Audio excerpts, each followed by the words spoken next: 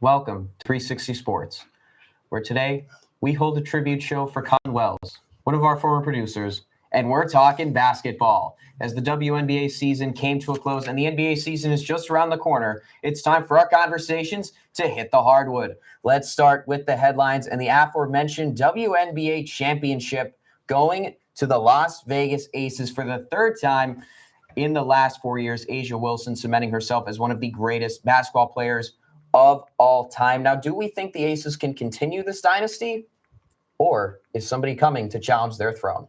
Well, it's already a dynasty, and in my opinion, if you have A'ja Wilson, you're competing for championships year in and year out. She had a 31-point performance in the closeout game. That just goes to show how her effort was this playoff run. 27 points, 10 rebounds, all-around performance on the defensive end of the floor, too. 2.1 steals, 2.5 blocks throughout the playoffs. She just dominated throughout, and you saw it in that WNBA final series. Yeah, not to mention the game winner in Game 3, which ultimately proved to put that series away. Yeah, I think they're not going anywhere. Like you said, as long as they have A'ja. But, I mean, it can't continue for that long. I mean, like we said, they've won 3 in the last 4 years. That's pretty nuts. I see them maybe getting one more at most, too. But, yeah, it's pretty crazy and unheard of and fun to watch as well. Yeah, I mean, like you guys said, it's going to be pretty tough to keep that up. Basketball is a constant moving game. Teams are always going to get better. They're always going to improve. They're always going to add more talent. You got to look at the other talent in the WNBA, like Caitlin Clark. The Fever will be up there eventually. I mean, A'ja Wilson is amazing. She's obviously the best player in the WNBA. But you got to look. Their top 4 players, I believe, are hitting the free agent market pretty soon. You have Wilson, Jackie Young, Chelsea Gray, and Joel Lloyd. Retaining those 4 players is going to be hard to do, but it's going to be crucial to keep at least most of them if you want to keep the title window open. Maybe they'll get a little Vegas luck. Yeah. Be able to keep some of those players. Absolutely. Hey, we talk about no state income tax when it comes to hockey. That's the same thing, and you're rolling it over into basketball. But it is a bit of a loaded field, I feel like. You obviously have the Mercury, who just went to the final. You have the Lynx that have been on the cusp the last couple of years, have a perennial MVP candidate in Afisa Collier. We talked about, the Fever a little bit, and then a New York team that won the title just last year. So, Right. And do any of them maybe challenge the Aces, or is it just going to be more of the same? Yeah, I think if they're at full strength, I think any of them can compete with the Aces. You saw what the Phoenix Mercury did. They were in some of those games in the finals. They just couldn't finish the job. Yeah, I think the Fever are definitely going to be a competitive team as well. I mean, we know they got a superstar on their team too. So I think they're definitely a team to watch out for, same with New York. But I think, this Vegas Aces team is just really good. Yeah, from what I've seen in the WNBA, it's the big 3 of Vegas, New York, and Indy. And, the Chicago Sky are on their way up, too. You got to talk about Angel Reese and the team they have down there. That could be another team that could threaten the Aces. You've got Minnesota as well. So it's a wide-open competition. But Aces, for sure, are going to be front and center of the talks. Yeah, and sticking from the Western Conference and the WNBA, we're going to head to the NBA in the Western Conference as well, with a team that is noticeably less good in the Sacramento Kings. Russell Westbrook making his way over to Sacramento. What do we think of this? I'm going to be honest. Probably you guys are going to disagree with me. I think that I know he's coming towards the end of his career, but I do think he's going to have a good impact on this Kings team. Last year, he averaged 27.9 minutes per game, averaged 13.3 points per game, and he played in 75 games last season, which was his most since 2021 and second most since 2017. So he's still being a productive player, and I really do think he's going to be a pretty big factor in the Sacramento Kings team. Now, how good that team does overall, I don't really know how well they're going to do, but I do think this was a good move for the Kings. Yeah, I'm just worried about the amount of combo guards on that team. They have Zach LaVine, Malik Monk. They added Dennis Schroeder as well in the offseason. How many minutes is Russ actually going to play? That's a big question. Yeah, believe it or not, you said we're all going to disagree. I actually agree with you. Russell Westbrook is my favorite player of all time, being a Thunder fan. I'll talk about Russ anytime. It was great to see him finally sign with the team yesterday. like you guys said, I'm not sure how much of an impact he's going to have, but I think that's okay at this point in his career. He's entering year 17, something around there.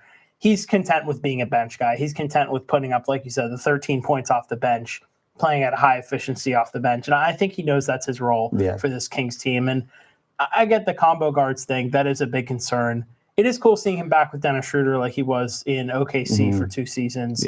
2018 and 2019. So that'll be something to watch. Keegan Murray's out now too, so maybe he'll be getting a few more minutes as the season starts. Murray also got that huge extension yesterday, 5 years, $140 million. Right. I don't know if such he, a stupid contract. I don't know if he deserves that for Yeah. a team that can't be giving out that big of money when they're stuck in this kind of purgatory right now. I have 2 takeaways on that. 1, that's a lot of money, but 2, NBA money is just ridiculous. Yeah, it is. You see guys left and right getting paid this much. It's just, I can't fathom It's it. only getting it's crazy. insane. Yeah, it's only going up. Yeah. You're getting role players getting $30 million a year. Right. It's just, Yeah. Well, it all goes back to the 2016 CBA and, the WNBA CBA talks going on. But after what happened in 2012, they said, we're getting more money in the cap. And the cap was so much higher than last season's floor. It was the floor was higher than the season prior's cap, which is just insane. But I want to touch on the Russ thing. I don't think he ever really accepted his role anywhere. Like when he went to the Lakers, got benched, complained about it. Then he's in Denver and is still being highly utilized in the playoffs, despite the fact he hasn't been a good playoff performer in like half a decade, maybe. Yeah.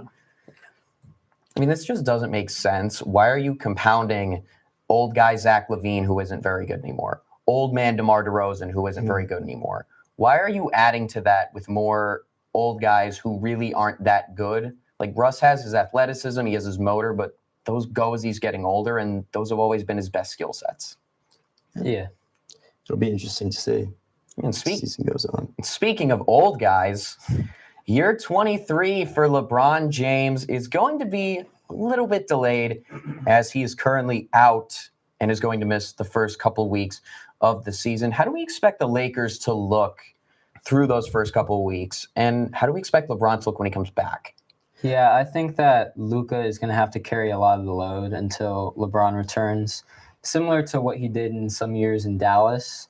I mean, you have Rui Hachimura, Austin Reeves, DeAndre Ayton as the main supporting cast. I just don't think that's good enough for a team that wants to compete.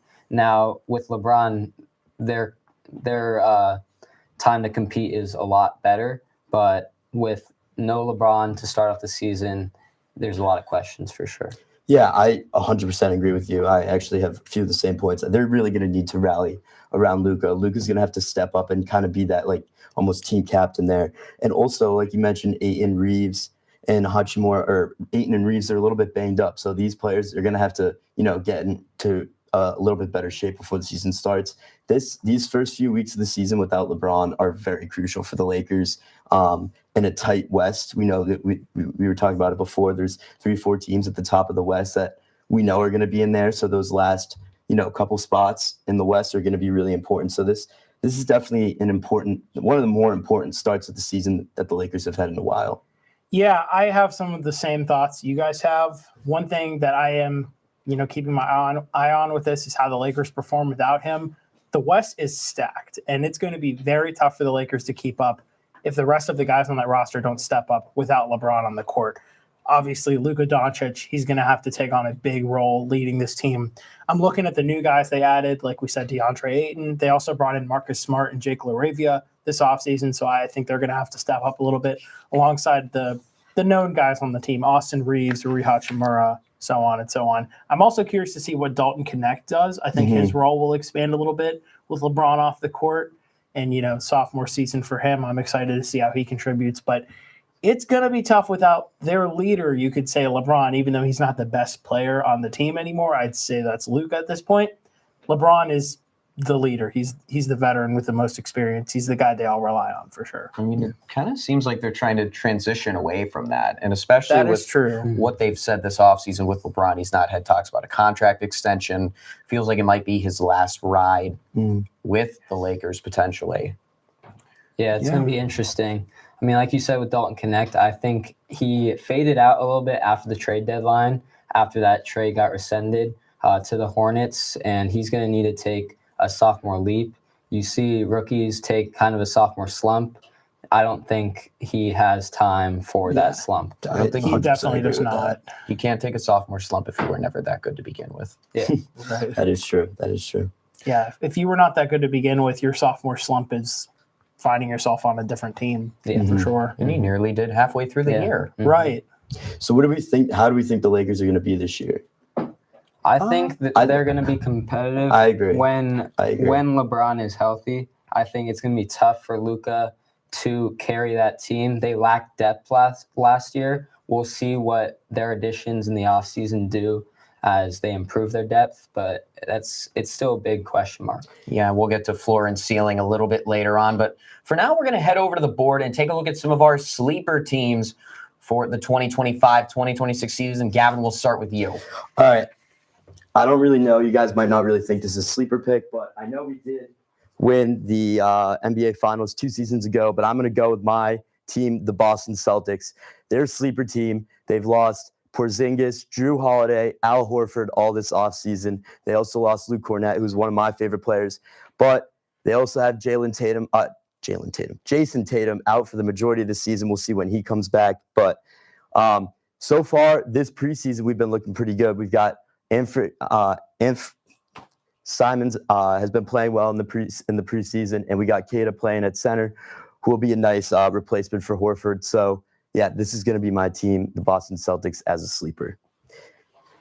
I don't know what you guys think about that, but I know what you were saying before the Again, episode. I have to ask, a team that won the NBA Finals 2 years ago, sleeper team, how? I just I think people thought that the Celtics wouldn't be in the position they are in right now. I didn't really think that the Celtics were going to lose Porzingis, Drew Holiday, all these players, Horford, all in the same offseason. I mean, I think even after last season, I feel like I was still hoping for another year this year to be able to go after a championship, but it just doesn't really seem like that is going to happen. But after what I've been seeing so far this preseason, I'm feeling a little bit more hopeful. Yeah, Jaylen Brown will definitely have to prove I he's the understand number your one argument. option. Yeah, I do. I get it from the standpoint of the expectations aren't where they normally are. Yeah, this team's going to be a lot different. And Yeah. like you said, Tatum's going to be out for a while. They lost a lot of players, so they might have to reestablish themselves a little bit this year. It'll be fun to watch, though. Definitely for fun sure. to watch. All right, Owen, you're up next. Yep. I'm sticking in the same conference. I got the Atlanta Hawks. I think they're set up beautifully. They vastly improved in the offseason. And surrounding Trae Young with guys like Kristaps Porzingis, Nickeil Alexander-Walker, and Luke Kennard as their offseason additions, I think it's going to help a lot. This is the blueprint of how you surround an offensive-minded star in Trae Young with guys that can space the floor and be versatile on the defensive end. You got Zachary Reese-Sachet entering his second season. You got Jalen Johnson, who's coming off a shoulder injury last season. I think he could be a sleeper all-star. And I think they're set up greatly in the Eastern Conference with all the conference's injuries, especially with Boston and teams like Indiana with that Tyrese Halliburton injury. I think Atlanta will be set up beautifully and could definitely be a sleeper team in this conference. Yeah, I almost picked them. They did really well this offseason. Trae Young, he's obviously a beast, and now they got Porzingis to help him out. I think they're really going to be a threat this year in the East, in the wide open East. It'll be fun to watch. Yeah. Trae Young's such a fun player. Yeah, especially because now you don't have to watch Trae Young play defense. Exactly. Because you surround him with those types of perimeter defenders. A little bit worried about Quinn Snyder because Quinn Snyder's not really a good coach. But Right. the floor for the Hawks is a lot higher than Yes. it's been previously. Adam, Yeah. who do you have for your right. sleeper team? Well, we're going to shout out Colin Wells a little bit more here, and we're going to go with his favorite team.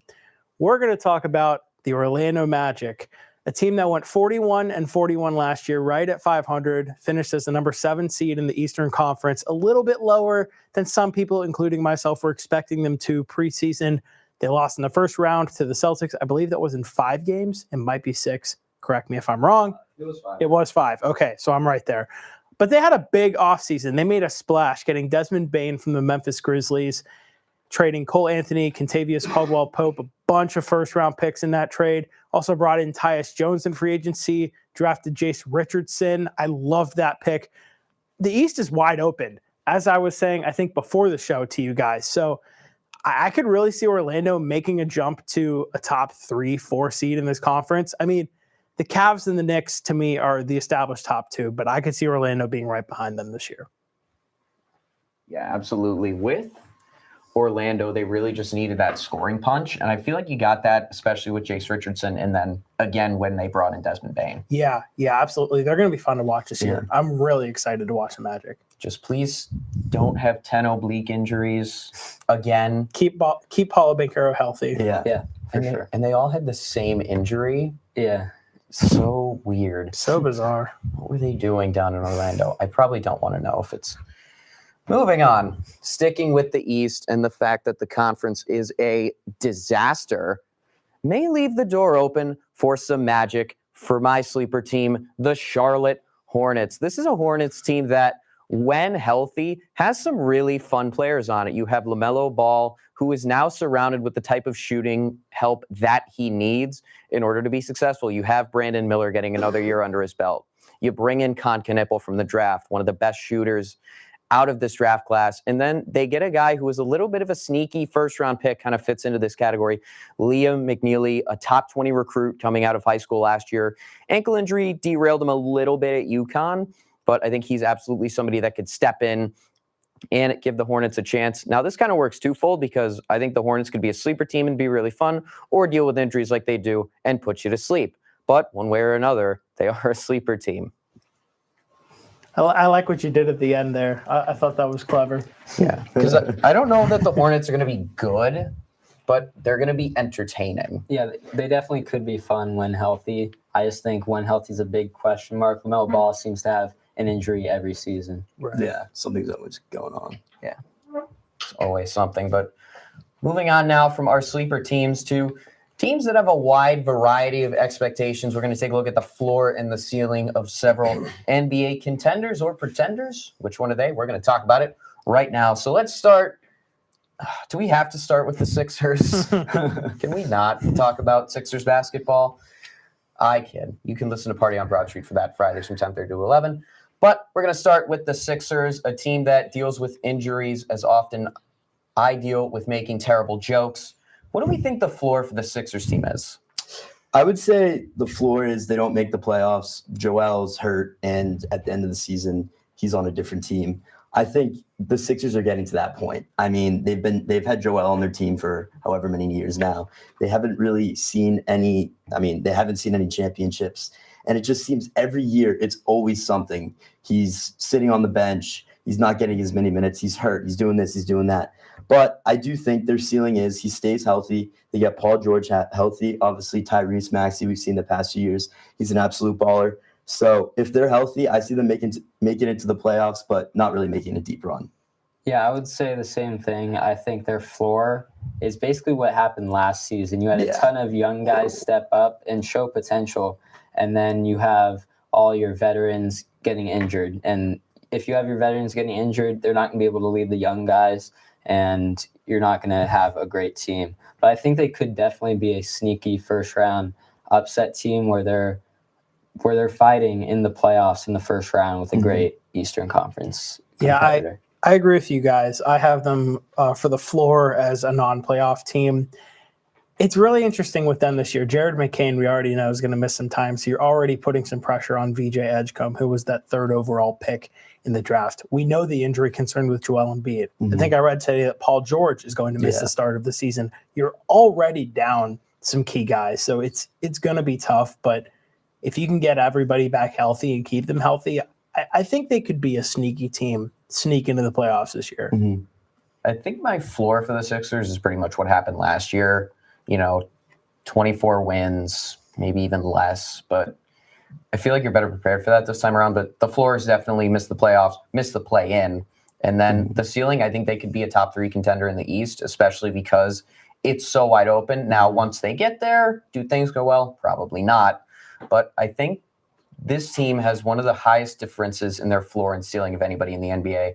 Now going out west, the Spurs. What do we think of the Spurs? Where are their floor and ceiling? I'm excited about this one. I'll let you guys in on a little secret. My MVP pick this year is Victor Wembanyama. I really think he's going to take a massive leap. I could see this team being as high as one of the top teams in the West, maybe a top 4 seed. They get home court advantage in the first round. But I could also see them maybe underplaying those expectations and being toward the bottom of the play-in picture. Either way, I think after regular season basketball ends, they're still going to be playing. And they're going to be on the court, whether that's trying to make a playoff spot or hosting a first-round matchup. Yeah, I agree with you. I said the floor is like a 500 season, so I definitely think they'll be above 500. Like you said, I think Wembanyama, I mean, he's coming off last year. He had to miss the end of the season, but I think he's going to have a really, really good year. I mean, this guy's being talked about as like maybe going to be one of the greatest players ever. So, I mean, we've seen signs of that, but we haven't really fully seen it yet. I think this is the year that we see it. And I think their ceiling is, I think they could definitely make a deep run into the playoffs. So I think it's going to be a really fun year for them. Yeah, I would say their ceiling, I think they're a year away from actually competing in the Western Conference. That Western Conference is so loaded with a bunch of talented teams. I think they could be a competitive first-round team where the young stars surrounding Wemby can break out. Dylan Harper, you got De'Aaron Fox, obviously as a veteran, but Wemby definitely going to be an MVP candidate, definitely going to have the stat line for that. But I think a 6-game series in the first round and losing it would definitely be a successful season and a step in the right direction for them. Yeah. Absolutely could be. The floor for this team feels like the play-in because the Western Conference is just so loaded that every team really outside of the Jazz feels like they could be in that play-in, playoff conversation type deal. And then the ceiling, I think, for them is like a top 5 seed. Don't necessarily know if you're going to crack the top 3 of Houston, Denver, and OKC. So, probably maybe host a first round home court advantage, but I don't think they're going to do much more than that. And then we're going to go to New York. That's where we go next. The Knicks.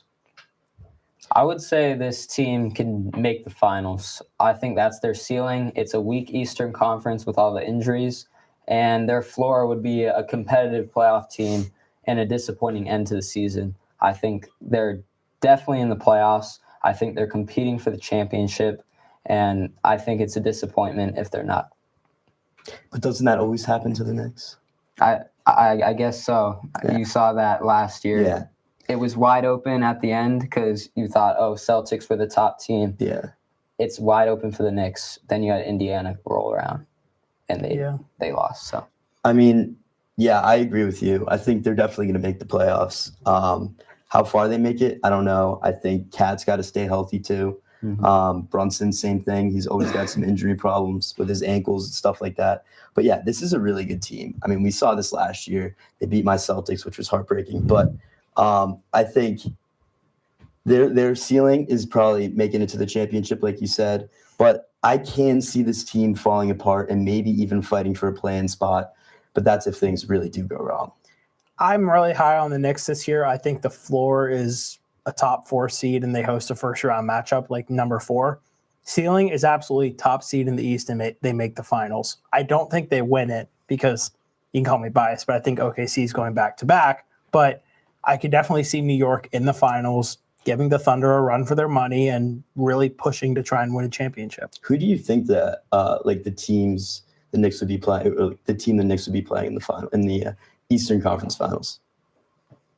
If I had to make a bet right now, I would say Cleveland or Orlando. Yeah. Maybe Detroit. Yeah. Cleveland's frauds. You think so? They're a regular season team. We saw that last year too. Yeah. We did. Yeah. Yeah, I'm also Darius worried. Garland's not good. I'm also worried about the Knicks' depth. Malcolm Brogdon just retired. Mhm. That's true. I That mean- was their third string point guard, though. He was going to make the roster. Yeah, he was going to make the roster, and there's not really much. There's not. You question the depth there. It was questioned last playoff run with Tom Thibodeau playing basically only 7-8 guys in the lineup, and you got to play more than that if you want to make a deep playoff. Well, this year that problem got fixed. You have Deuce McBride. You bring in Mike Brown, who plays his bench a lot more than Tom Thibodeau does, although every coach does. You bring in Jordan Clarkson, you bring in Gershon Yabusele. I think they have the depth this time to sort of withstand that roster attrition issue that they've had the last couple of years. I think their ceiling is winning it all. I do think this team has the depth, has the coaching, has the key players to be able to win it all. And I don't think they're anything worse than a top 5 seed. Like, like, obviously excluding major injuries. I think your worst case scenario is probably like a 6 seed, but that's the Knicks. And now out to the retirement home in LA, aka the Clippers. Yeah, this is it's going to be an interesting year for them. They got CP3. They got Bradley Beal too. So they got those 2 old guys. I really don't see this team doing that much this year. I mean, like we've been talking about, the West is pretty competitive, maybe fighting for a play-in spot. But I will say CP3, my favorite player, first ever basketball shoes I owned were CP3s. So I've always been a fan of him. I hope he does well, but he's just too old and the team doesn't really have much around him. So yeah, I would say their ceiling is probably similar to last year. You didn't expect much out of the Clippers last year, but going into this season, old players, a lot of veterans. If those veteran players mesh, I think they could definitely be a mid-tier playoff team. But if they're derailed by injuries, with Kawhi Leonard being an injury-prone player and their old veterans are just aging and don't shine, this is definitely a team that can miss the playoffs. You know, one thing I notice about the Clippers every year is they always seem to figure it out, even if their roster just doesn't stack up to the top teams. They were a number 5 seed last year, and I could definitely see them being in the top 5, maybe even a little higher if teams like Denver, Minnesota, Houston underperform a little bit. Not that that's going to happen, but just saying it's a possibility. But the lowest I would probably put the Clippers is a play-in team toward the top of the play-in picture, 7 seed, 8 seed, a team that's going to be fighting for a playoff spot and definitely is going to make it in and could give the number 1 seed a run. But I think the Clippers could be just fine, even though they're very old. I think they could figure it out. I agree with you. They always sneak in, but they never end up doing anything after that. You know what I mean? Right. They might win their first round and move on to the second round, but then they're gone. Like it's every year they never really make any progress. But maybe this year's their year. They went to 7 with Denver last year, and you thought that was a good series. You thought they were meshing and they were going to be consistent and could be a scary playoff team for the Thunder to face in the second round, but they just collapsed in that game 7. Yeah. Mm-hmm. James Harden, right? that game for James Harden was just brutal. Yeah, that sent us spiraling into the offseason where there were some big acquisitions. So let's take a really, really quick look at each of our favorite offseason acquisitions. Yeah, so I think I'm up first. I got Kevin Durant going to the Houston Rockets. I don't know. I think last year we saw the Rockets kind of gain some ground after their 500 season 2 years ago. So I think them getting KD is going to push them over the edge and really make them a better team. He's getting old, I know, but he averaged 26.6 points per game, 6 rebounds, and a little over 4 assists. So I really do think that this trade was the biggest one this offseason. Yeah, I'm going to go with an underrated trade that happened in the Western Conference, an Eastern Conference player going to the Western Conference. Cam Johnson replaced MPJ. I think he's an overall better player, more consistent player than MPJ was, and I think he can be this year for the Denver Nuggets. Had his best season statistically in 2024 with the Nets, and he's a great complementary fit in the Denver Nuggets system. Unlike MPJ, ball movement isn't over when Johnson has the ball in his hands. And with MPJ, he was the guy, when he had the ball, he was going to shoot it. I think with Cam Johnson, it's going to be ball movement, ball movement, ball movement. I'm going to highlight somebody that may not be playing this year, but it's still worth talking about. My player that I chose is Damian Lillard. Oh, wait, this doesn't mean there's Damian Lillard. Okay. Pretty under the radar move. I think a lot of people forgot about. He left the Milwaukee Bucks. He was released after they signed Miles Turner, went back to his first team that he played for, the Portland Trailblazers. 2026 to 27 will be year 12 with Portland and his first year with them since 2022-23.